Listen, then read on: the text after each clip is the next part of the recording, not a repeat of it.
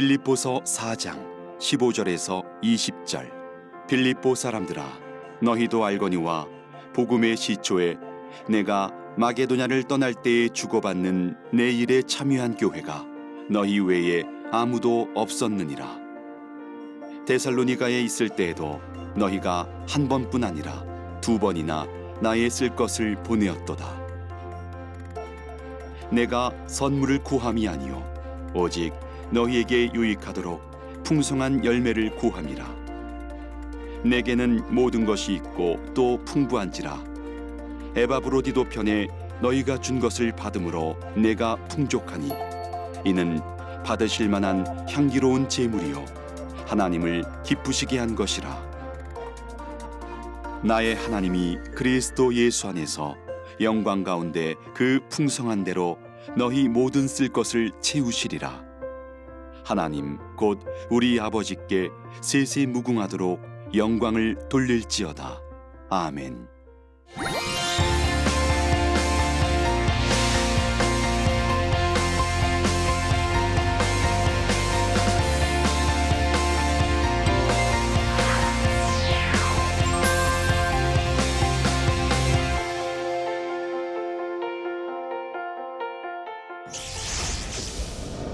반갑습니다. 창신교회 유상선 목사입니다. 오늘은 빌립보서 마지막 강의 4강을 하겠습니다. 빌립보서 4장의 핵심 주제는 주 예수 안에서 굳게 서는 삶. 물론 세부적인 내용들이 다 들어가지만 그럼에도 불구하고 예수 그리스도 안에서 굳게 서게 되면 어떻게 되는지 세부적인 내용을 하나하나씩 설명한다고 할 수가 있겠습니다. 그 관점에서 오늘 그 포인트를 몇 개 말씀드리면, 이제 첫 번째 부분은 이제 빌립보 교회에서 굉장히 지도자적인 역할을 하고 있는 두 여성 지도자에게 권면하는 내용, 이 둘이 좀 알력 다툼이 있었던 것 같아요. 그래서 한 마음이 되도록 권면하는 내용이 처음에 등장하고요. 그리고 두 번째는 기뻐하라, 기도하라, 생각하라 하는 그 주제로 예수 그리스도를 자랑하는 자들이 예수 그리스도를 닮아가야 될 그 구체적인 내용을 설명하는 것이 되겠고요. 그리고 마지막 부분은 이제 바울이 빌립보 교회와 관련해서 감사의 표현을 하는 가운데 그들이 선물을 보내주셔서 감사하다, 또 섬겨줘서 감사하다 하는 이 말을 하면서 기독교인들에게 아주 중요한 만족하는 삶을 이야기하는 것으로 오늘 그 내용을 마무리하도록 하겠습니다. 특별히 4장 1절부터 9절에 여러 가지 권면들이 나오는데, 특별히 앞서 강의에서 제가 말씀드렸듯이 빌립보서에는 한 27개 정도의 권면 혹은 권고가 나온다고 그랬는데, 그 전체 권면을 하나로 꿰뚫는 것이 이제 기뻐하라라고 할 수 있는데, 그 세부적인 내용으로 기쁨의 또 다른 측면을 여기 권고를 통해서 설명을 하고 있다고 보면 아마 정확한 이해가 될 것 같습니다. 자, 이 내용을 좀 보면 주 안에서 항상 기뻐하라. 그 다음에 너희 관용을 모든 사람에게 알게 하라. 여기서 이 관용은 그냥 그 사람들을 품어주고 이해한다 뭐는 그런 뜻도 있지만, 그것보다는 더 너희의 유용함을 모든 사람이 체험하게 하라. 그러니까 여기 가도 저 사람에게 도움이 되고 저기 가도 저 사람에게 도움이 되는 그런 뜻을 포함한다고 보겠고요. 그 이유를 얘기하면서는 우리 주님이 재림이 가까우니까, 그리고 이제 기도와 관련해서 아주 세부적인 내용을 말씀하고요.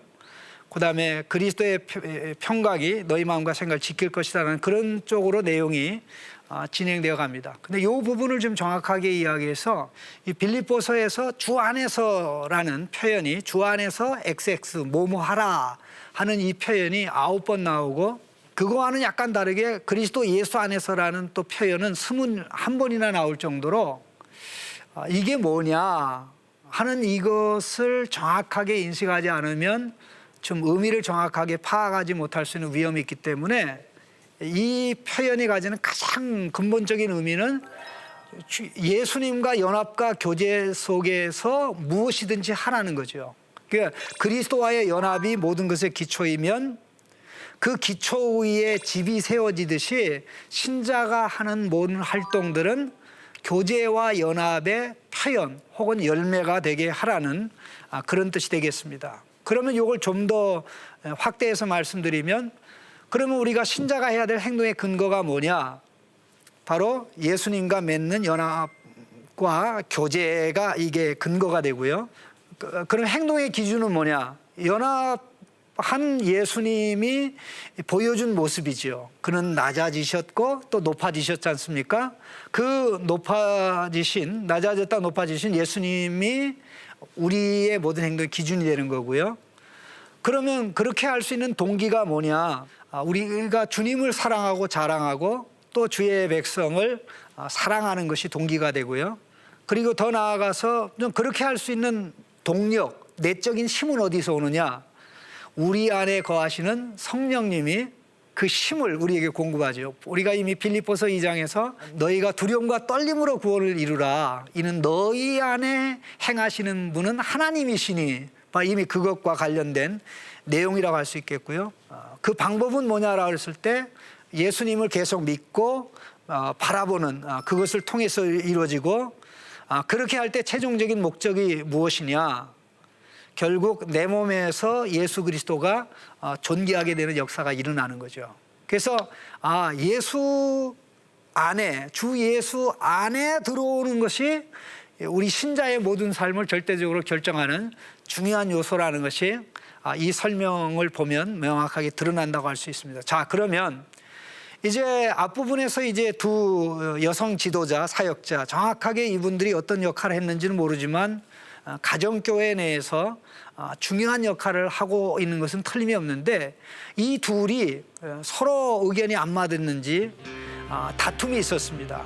그래서 이 두 여인에게 한 마음을 가져라, 한 생각을 가져라, 이렇게 권면을 하는데, 이미 바울은 앞부분에서 1장에서도 그랬고 2장에서도 그들이 하나와 일치될 것을 이야기를 했는데요.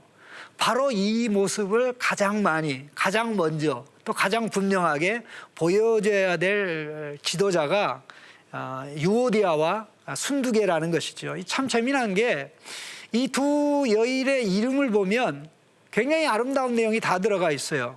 예를 들어서 유오디아는 향기라는 뜻입니다. 예수 믿는 우리는 모두에게 향기가 돼야 되거든요. 생명의 향기. 그 생명의 향기를 맡는 사람에게는 생명을 더 누리고 싶겠죠. 그런데 바로 이 유오디아는 향기라는 단어하고 발음이 거의 비슷해요. 그러니까 유오디아 하면 이제 향기가 됩니다. 유오디아, 짧게 하면 유오디아고 길게 하면 유오디아 해가지고 향기가 되는데요. 그리고 이제 순두계 같은 경우는 함께 멍에를 지다, 협력하다라는 뜻인데, 근데 이 둘이 협력을 안 하잖아요. 또 이 둘이 아름다운 향기가 아닌 불협화음의 향기를 드러내잖아요. 그래서 이들에게 이 권면을 하면서 하나 같은 생각, 같은 마음을 품 것을 얘기하는데, 특별히 놀라운 사실은 이들에게 특별한 권고를 하는 게 아니라는 거예요. 이미 1장에서 예수 그리스도의 복음에 합당하게 행동하라고 1장 27절에서 말씀했는데, 그때 한 마음 한 생각 가질 것을 모든 성도들에게 얘기했어요. 그 똑같은 것을 권고하는 거고요. 그리고 그것을 2장 2절에서 온 성도들에게 권고할 때 했던 권고를 말씀을 하는 거죠. 그러니까 별도로 이 말씀을 하지 않았어도 이 두 여성 지도자가 이거를 했어야 되는데, 바울은 이 두 여인을 이미 준 교훈을 지목해서 얘기하면서 언급함으로 이제는 하나 되고 한 생각하고 한 마음 하는데 앞장서서 나가야 될 것을 말씀을 한 것입니다.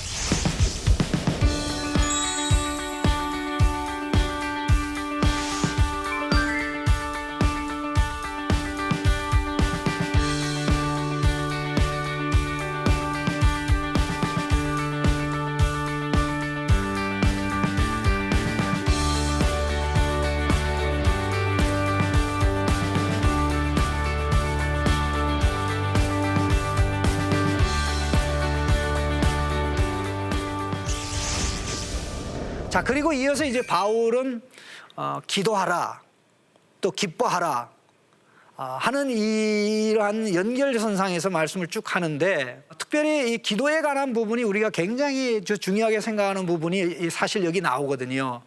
모든 것에 기도와 간구로 하나님께 아뢰라는 내용 우리가 다 외우고 있는데, 이 기도와 관련해서 세 가지 중요한 그 조건을 제시하고 있어요. 첫 번째 조건은 주님과의 관계.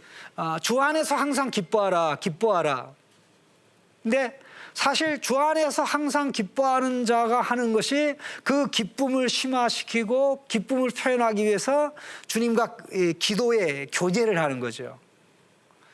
그리고 두 번째는 그 기쁨, 주님과의 기도를 교제를 통해서 얻는 삶의 결과는 사람들과의 관계가 심화된다는 것입니다.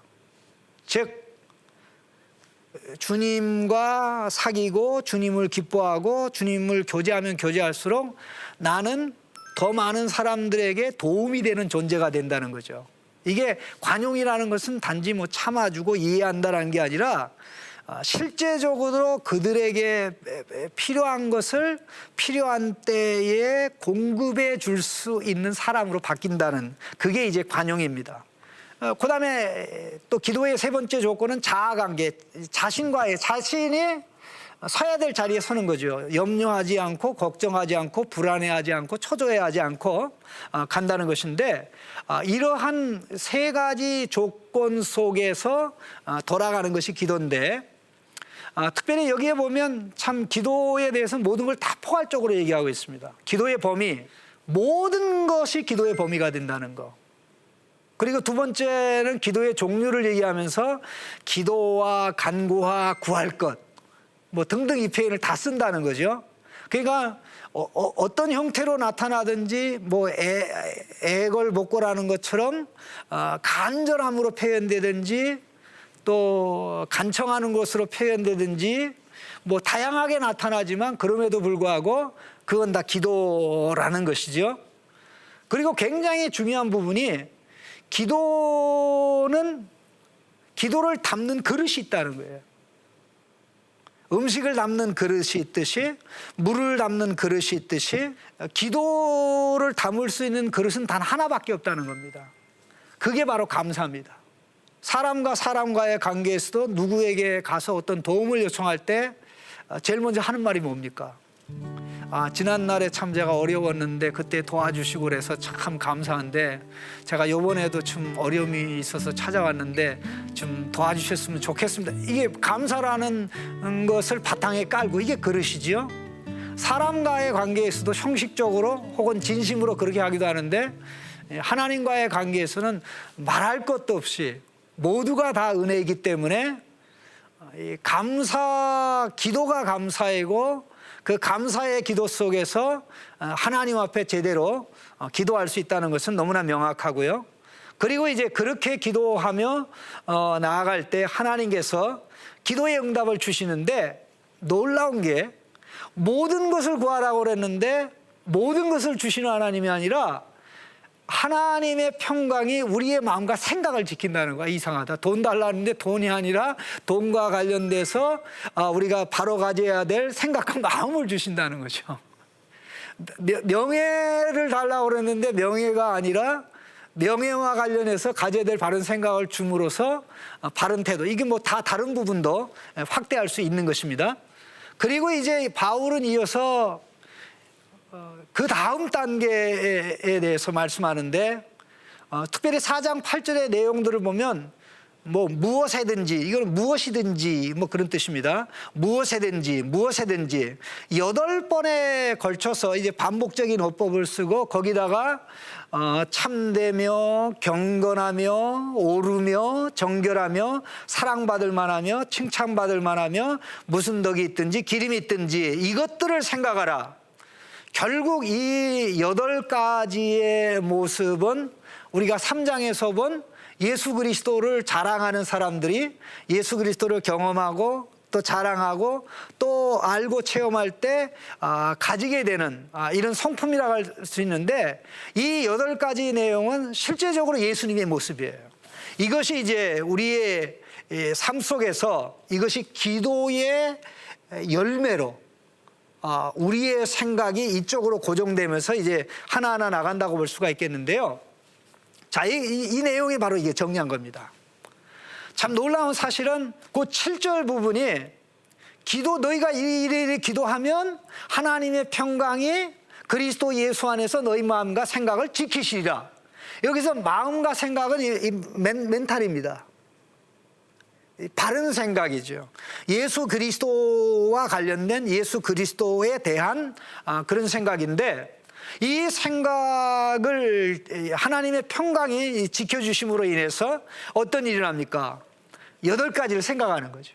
8가지를 생각하는데, 그 다음에 나오는 내용이 바울이 이 9절에서 무슨 말씀하냐면, 너희는 내게 배우고 받고 듣고 본바를 행하라. 요 8가지 덕성과 바울이 가르쳐주고 바울이 전해주고 바울이 들려주고 보여주는 것은 사실 8가지 덕성을 반영하는 거거든요. 그게 예수 그리스도 안에 있는 모습이라면 예수님을 닮은 바울의 모습 속에 이게 구체적으로 빌립보 교인들과의 관계에서 사실 이게 드러난 게 사실이거든요. 그렇게 해서 보십시오. 앞에 기도가 나오고 하나님이 마음 평강이 생각을 지키고 또 우리가 생각하죠. 그리고 이 생각한 내용들을 삶으로 보여준 바울에게서 배우고 듣고 본 이런 것을 어떻게 합니까? 실천합니다. 그러게 되면 어떻게 되냐? 결국 평강의 하나님께서 우리와 함께한다. 하나님이 주시는 평강의 선물로 시작해서 평강을 주시는 하나님이 친히 우리 삶에 개입하시고 관계하셔서 역사한다는 점에서는 이 부분이 아주 중요하다고 할 수가 있는데요.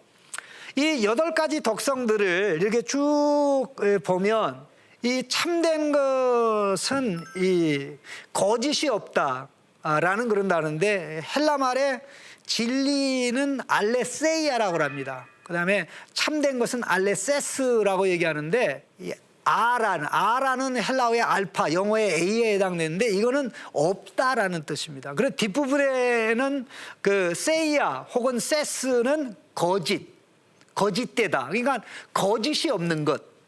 그러니까 이 거짓된 것이 다 빠져나간 것. 이게 이제 참된 것인데요. 이 진리에 의해서 변화된 모습이죠. 진리의 참된 모습에 의해서 변화된 모습이 이 모습으로 나타났는데, 특별히 바로 그것이 이 경건과 연결되는 것이죠. 그리고 바로 그것에서 나오는 것이 사람과의 관계에서 나타나는 옳은 것이죠. 이 옳은 것이라는 것은 사람에게 해야 될 것은 행하고 하지 않아야 될 것은 하지 않는 것이 옳은 것입니다. 그냥 우리가 생각하는 좁은 의미의 뭐 정의 혹은 뭐 공의 뭐 그런 것이 아니고요. 마땅히 하나님 앞에서 또 사람과의 관계에서 나 자신과 관계에서 해야 될 것, 또 해서는 안 되는 것. 해야 될 것은 의가 되고 해서는 안 될 것은 불의가 되죠. 이거는 행위적인 측면이 등장한다고 하면요.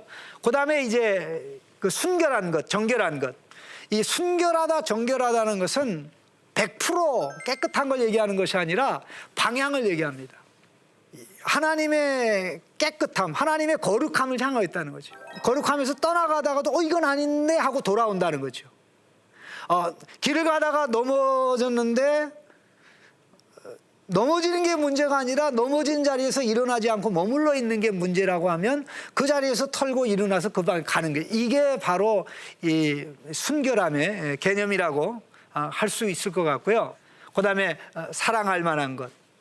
이거는 사람을 좋은 동기로 좋은 목적으로 바르게 기쁘게 하는 것을 포함하고 있고요.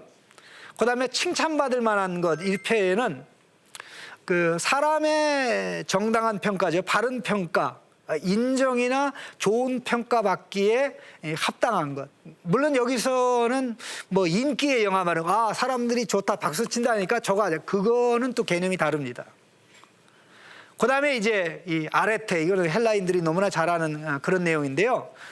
탁월한 덕성, 이거는 하나님에게도 적용이 되고 예수 그리스도 안에 있는 우리에게도 적용되는 그런 것이라고 할 수 있고요. 그다음에 기름받기, 뭐 이 칭찬과 관련인데 이 칭송의 그 범위가 한두 사람이 칭송하는 게 있고 모든 사람이 칭송하는 게 있고 더 나아가서 이제 국가적인 넓은 규모가 있을 텐데 그런 어떤 범위의 차이가 있다고 보면 뭐 큰 어려움은 없을 줄로 압니다. 자, 이제 마지막으로 이제 바울이 말하는 부분은 이 선물에 대한 감사, 또 섬김에 대한 감사입니다. 그런데 이 부분에 바울이 말하는 부분을 보면 어떤 사람들은 감사한다고 그랬을 때 뭔가 좀 더 받으려고 하는 그런 측면이 있는데 사실 바울에게는 그거는 전혀 없었습니다.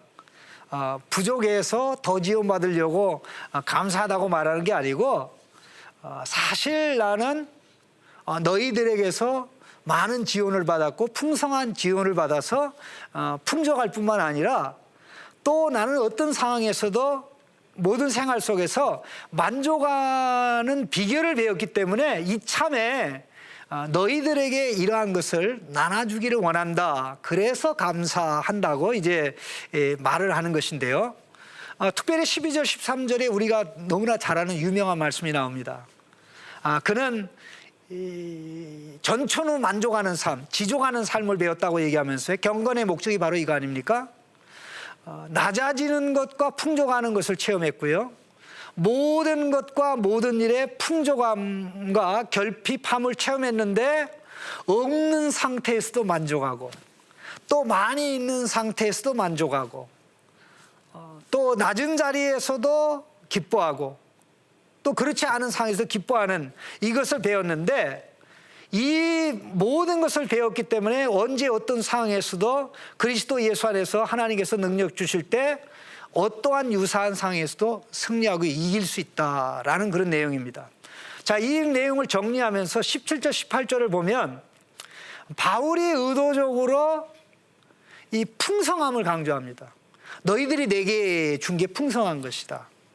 그래서 내가 풍족함을 누리고 있다. 너희들은 나에게 풍족함을 줬는데 나는 너희들이 또 풍족함을 누리기 원한다. 그런 식으로 돼서 풍족한 열매를 구함이라 내게는 모든 것이 있고 또 풍족한지라. 근데 그가 가진 모든 것 풍족한 것은 에바브로 디도를 통해서 빌립보 교인들이 그에게 준 거잖아요. 그러면서 이제 왜 풍족하냐? 그 실제적으로 액수가 많았냐? 사실 그건 아니거든요. 그 풍족한 이유는 그들이 바울에 대한 사랑을 담아서 준 그 지원금이 액수로는 작을지라도 그것이 하나님 앞에서 향기로운 제물이고 하나님이 받으시는 거기 때문에 이렇게 귀하다는 거죠. 과연 이런 감사를 우리가 할 수 있다면 얼마나 좋을까? 또 이런 감사를 받는 사람들이 우리를 어떤 사람으로 볼까 하는 이 생각을 하면 참 감사하기 그지없죠. 그래서 마지막 결론적으로 바울이 얘기하는 부분이 나의 하나님이 그리스도 예수 안에서 영광 가운데 그 풍성함대로 너희 모든 것을 채우시리라. 너희들이 나에게 풍족함 줬잖아. 하나님이 그리스도 예수 안에는 풍족함으로 너희를 채워주기를 원한다. 이런 식으로 하면서 이제 바울이 모든 말씀에 결론을 맺어가고 있는데요.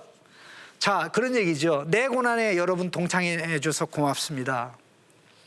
여러분들만 나를 돕는 일에 참여했는데 처음에도 참여했고 중간에도 참여했고 마지막에 가서는 도와주는 자들이 없었는데 여러분은 끝까지 했습니다. 이게 복음에 동참하는 그러한 은혜를 바울에게 베풀어 줬던 빌립보 교회 교인들의 모습인 것이죠. 자, 그리고 이제 아까는 선물 감사하고 이제 섬김 감사합니다. 에바브로 디도를 통해서 받았다. 아까 얘기한 대로 이 향기로운 제물이고 하나님을 기뻐하게 하나님이 기쁘게 받으시는 희생 제물이다. 그러면서 이렇게 바울이 모든 것을 정리하면서 야, 과연 우리를 도와준 지체들에게 이런 감사를 할 수 있을까? 또 그것 때문에 풍족함을 누렸다고 할 수 있을까? 이걸 생각하면 사실 많이 부족하다라는 생각이 듭니다. 오늘 4강을 좀 정리하면서요, 삶에 적용할 부분을 좀 생각해 보겠습니다. 나는 함께 일하는 사람하고 좀 불협화음을 내고 있는가, 경쟁 관계에 있는가, 하나 된 모습 보여주고 있는가, 이게 좀 고민해야 될 모습인 것 같고요. 두 번째는 나의 기도는 이 관용과 감사로 넘쳐나는가. 기도하면 기도할수록 사람에게 도움이 되는 사람이 되고요. 기도하면 기도할수록 감사하는 사람이 되고요. 기도하면 기도할수록 어떻게 됩니까? 해야 될 생각을 하고 그리스도를 닮아가고 그 삶을 실천하게 되겠죠. 그걸 생각해 보라는 것이고요. 나는 예수님의 성품을 닮으려고 얼마나 골똘하게, 그것이 겸손이면 겸손, 온이면 온유, 오래 참는 것이면 참는 거, 얼마나 이거 집요하게 좀 생각 고민하고 있는가. 맨 마지막에는 어떤 형편과 처지에서도 자족하는 비결을 배워가고 있는가. 이게 이제 오늘 4강의 전체적인 내용을 정리하는 것이 되겠고요. 4번에 걸쳐서 제가 빌립보서 강의를 했는데 만족이 됐을지 모르겠습니다. 저도 이 많은 내용을 짧게 30분씩 나눠서 하려다 보니까 좀 아쉬움이 있었는데요. 그러나 그럼에도 불구하고 제가 좀 말씀드리고 싶은 것은, 정말 이 짧은 서신이지만 진짜 예수님을 알고 누리는 그 결과 말로 다 할 수 없는 기쁨이 우리 삶에 좀 충만하게 회복됐으면 하는 그런 마음이 간절합니다. 그런데 이 모든 것은 노력의 결과로 오는 것이 아니라 우리가 믿고 섬기는 예수 그리스도를 더 알고 더 교제하고 사귀는 데서 온다는 사실을 알면, 우리가 지난 날보다도 좀 더 여기에 초점을 두면 섬기는 일도, 또 베푸는 일도, 내가 누리는 일도 거의 뭐 자동 발생적으로 된다면 약간 센 얘기지만 거의 저는 그렇게 된다고 볼 수 있거든요. 이제 그런 차원에서 이 말씀이 도움이 돼서 앞으로 크게 예수 그리스도를 자랑하고 기뻐하는 쪽으로 나갔으면 하는 마음 간절합니다. 감사합니다.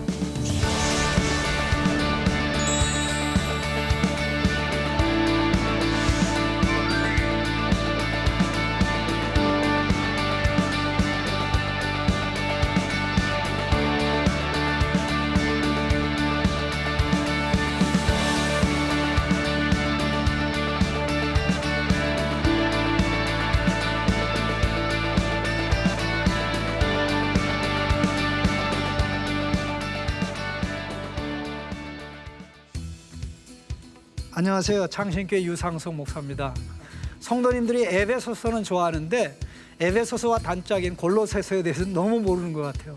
이번에 골로새서 강의를 통해서 우리가 몰랐던 부분, 특별히 예수 그리스도 안에 풍성한 모든 내용이 다 있다 하는 이것을 깨달으면, 내가 이런 엄청난 서신을 왜 몰랐지 하고 후회하게 될 줄로 압니다. 그러나 새롭게 깨달으면서 풍성한 삶을 누리는 방법이 이것이구나 하는 이 가슴을 탁 치는 역사가 있을 줄로 저는 확신합니다. 많은 시청해 주시기 바랍니다. 감사합니다.